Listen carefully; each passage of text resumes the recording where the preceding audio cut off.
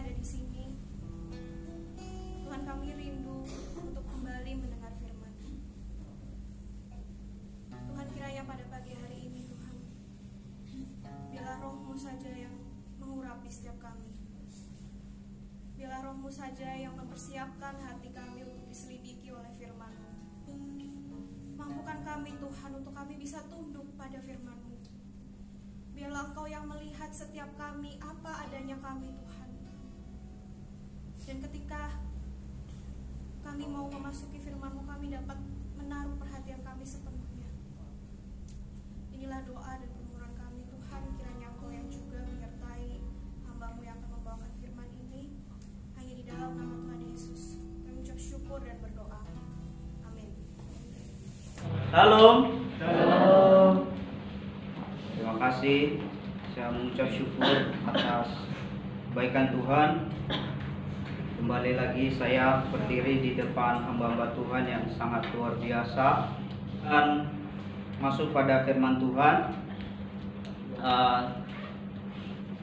dengan judul yang akan saya bawa pada saat ini adalah Lu Gue Butuh Tuhan.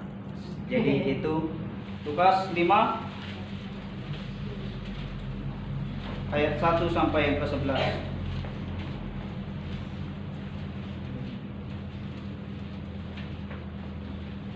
Amin.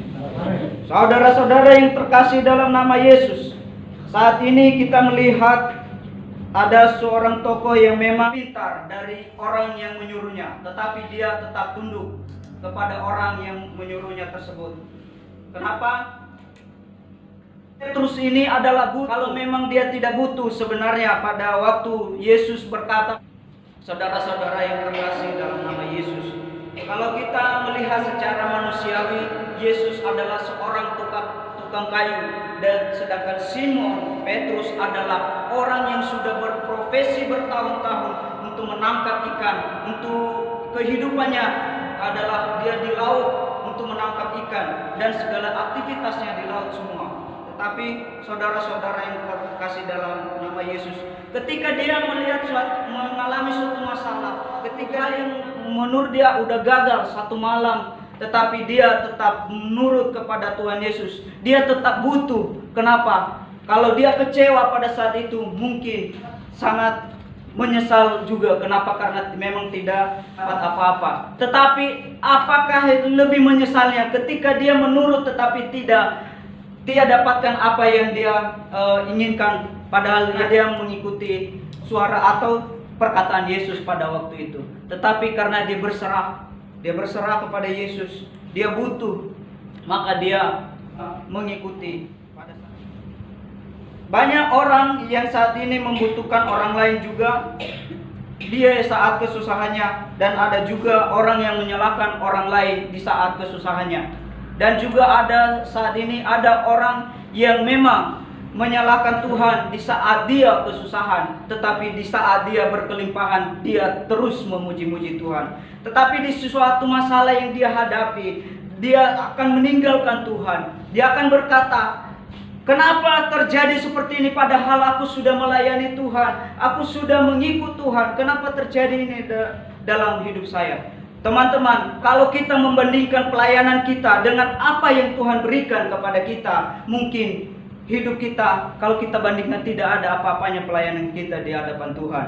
Tetapi ketika kita melihat Yesus bukan karena mujizat, bukan karena kelebihan saja, tetapi kita melihat bahwa Yesus adalah, kita menerima Yesus sebagai juru selamat kita dan sebagai Tuhan kita, maka kita tidak akan pernah menyesal apapun yang terjadi dalam kehidupan kita. Amin. Amin. Tuhan Yesus melampaui kekuatan kita, saudara-saudara. Tuhan Yesus itu melampaui apa yang kita pikirkan, bahkan apa yang belum pernah kita terpikirkan. Ketika sesuatu terjadi dalam hidup kita, itulah Yesus, karena dia mempunyai segala sesuatu. Dialah yang memegang kendali kehidupan kita. Saudara-saudara yang terkasih dan yang terkasih, karena judul kita tadi adalah Lu Gue Butuh Tuhan. Kenapa kita membutuhkan Tuhan? Karena kita menyadari bahwa kita ini adalah orang berdosa.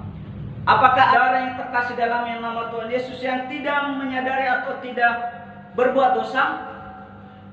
Ada? Apakah ada berani berkata, saya benar di hadapan Tuhan, maka saya tidak akan butuh Tuhan lagi. Saya sudah hebat, saya sudah banyak uang saya, jadi saya tidak butuh Tuhan lagi. Yang terkasih dalam nama Yesus, apapun yang ada dalam hidup kita ini adalah kita tetap membutuhkan Tuhan. Coba kalau kita tidak membutuhkan Tuhan, teman-teman. Ketika kita tidak mau membutuhkan Tuhan lagi, coba bayangkan Tuhan akan juga kasih nafas kita 3 kali sehari. Kalau memang kita tidak butuh Tuhan, tiba-tiba Tuhan kasih nafas 3 kali sehari. Siang, pagi, siang, malam. Bagaimanalah rasanya teman-teman ketika bernafas 1 kali pagi hanya menghirup aja, siang lagi melepaskan, pagi lagi.